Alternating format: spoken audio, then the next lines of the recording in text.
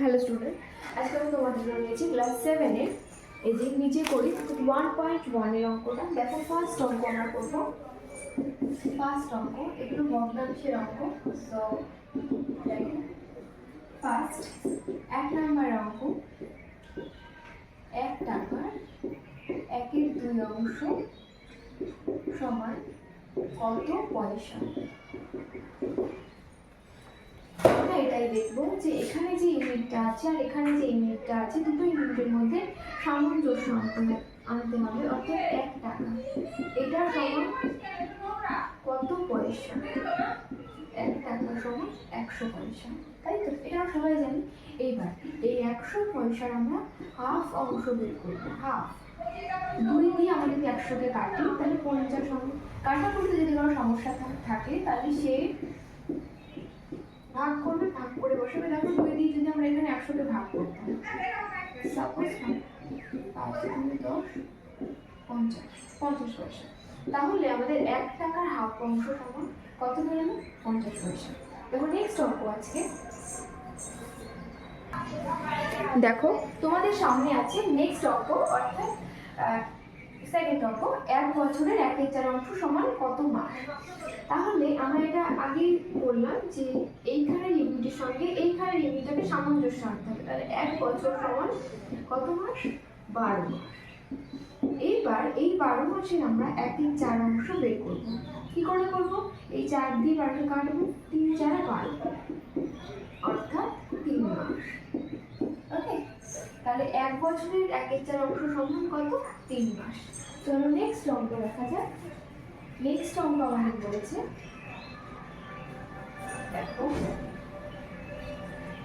Next অঙ্ক 3 number, 4 টাকা 5/8 অংশ সমান কত টাকা ও কত টাকা কত পয়সা। তাহলে দেখো 4 টাকার 5/8 অংশ, তাহলে 4 টাকা সমান কত পয়সা? 400 পয়সা। কিভাবে? যদি 1 টাকা সমান 100 পয়সা হয়, নিশ্চয়ই 4 টাকা সমান 400 পয়সা হবে। তাহলে 400 পয়সার 5/8 অংশ আমরা ভাগ করব। 8 দিয়ে আমরা 40-কে ভাগ করব, 5/8 40, আর একটা শুধু এক্সট্রা। এখানে তোমাদের কাটাকুটি করতে অসুবিধা হলে তোমরা ভাগ করবে, 8 দিয়ে 400-কে ভাগ করবে, 5/8 40, এই শূন্যটা নিচে রাখবে, এটা কেটে গিয়ে এখানে বসবে, তাহলে 50। ও নিচে কিছু নেই, উপরে দুটো গুণ করলে আমাদের আসবে 250 পয়সা। 250 পয়সা। এইবার এই 250 পয়সা থেকে আমরা কত টাকা আর কত পয়সা বের করছি। আমরা ডিভাইড করি, এটাকে 200 একটা 50 একটা, তাহলে 200 টাকা কত, 200 পয়সায় কত টাকা হবে? 2 টাকা। 50 পয়সাটা 50 পয়সায় থাকবে, তাহলে 250 পয়সা এটা সমান কত বেরোচ্ছে? 2 টাকা 50 পয়সা। দেখো 2 টাকা 50 পয়সা। ক্লিয়ার? চলো নেক্সট অঙ্ক দেখো স্টুডেন্ট, এবার তোমাদের কাছে আমরা এনেছি নেক্সট কোয়েশ্চেন, মানে 4 নম্বরে 2 কিলোগ্রামের 1/5 অংশ সমান কত গ্রাম। তাহলে এখানেও সেই একই প্রসিডিউর আমরা ফলো করবো। কিলোগ্রাম, 2 কিলোগ্রাম, এটাকে আমরা প্রথমে গ্রামে আনবো। তাহলে 1 কিলোগ্রাম সমান কত গ্রাম? 1000 গ্রাম। ওকে, তাহলে 2 কিলোগ্রাম সমান কত গ্রাম হবে? 2000 গ্রাম। যদি কারো এই কিলোগ্রাম গ্রামের ফ্র্যাকশনটা জানা না থাকে, সেটা আমি বলে দিচ্ছি। দেখো তোমাদের kilo, hecto, deca, milli, deci, centi, and the last is milli. Okay, তাহলে আমরা যখনই কিলো থেকে নিচের দিকে আসবো, মানে উপর থেকে নিচের দিকে আসবো, প্রত্যেকটা ঘরে যখন একটা একটা করে ঘর বাড়বে 10 করে গুণ হবে। প্রত্যেকটা ঘরের জন্য 10 করে গুণ হবে। তাহলে দেখো আমরা কিলো থেকে কোথায় আসছি? কিলো থেকে আসছি মিটার বা গ্রাম, এখানে গ্রামও থাকতে পারে মিটারও থাকতে পারে। তো কিলো থেকে আমরা আসছি কোথায়, গ্রাম। কটা ঘর আসছি দেখো, 1 2 3টে, অলরেডি কিলোতে রয়েছি, মানে 2 কিলোগ্রাম 2 কিলো এখানে অলরেডি আছি। এখান থেকে আমরা এখানে আসছি 1 2 3, কি বললাম প্রত্যেকটা ঘরের জন্য 10 করে গুণ হবে। তো প্রত্যেকটা ঘরের 10 করে যদি গুণ হয় তাহলে 1 2 3 হাজারের সাথে হাজার গুণ হবে 2 এর সাথে, দেখো 2000 গ্রাম। ওকে, তো আর 2000 গ্রাম এটা 1/5 অংশ চেয়েছি, তাহলে 1/5 দিয়ে আমরা এটাকে কাটাকুটি করবো। দেখো 5 দিয়ে এটাকে যদি করি 4 5 20 আর 400 গ্রাম। ওকে, তাহলে অ্যান্সার এখানে কত হবে, 400 গ্রাম। কি হবে তাহলে, 2 কিলোগ্রামের 1/5 অংশ সমান 400 গ্রাম। ওকে, আচ্ছা এইখানে যদি তোমাদের কোনো প্রবলেম হয়, মানে কাটাকুটি করতে দেখো 4 5 20, লাস্ট স্টেজ দুটোই শূন্য আছে, দুটো শূন্য কেটে এখানে চলে যাবে। ওকে, ঠিক আছে, চলো নেক্সট অঙ্ক। আমাদের নেক্সট অঙ্ক কি আছে, নেক্সট অঙ্ক আছে 5 নম্বরে, 5 লিটার 2 ডেসিলিটারের 1/2 অংশ,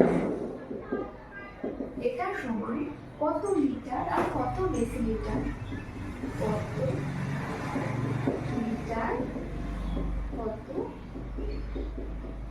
ডেসিলিটার। ওকে, তো এখানে দেখো 5 লিটার আছে, 5 লিটার আছে আর 2 ডেসিলিটার আছে।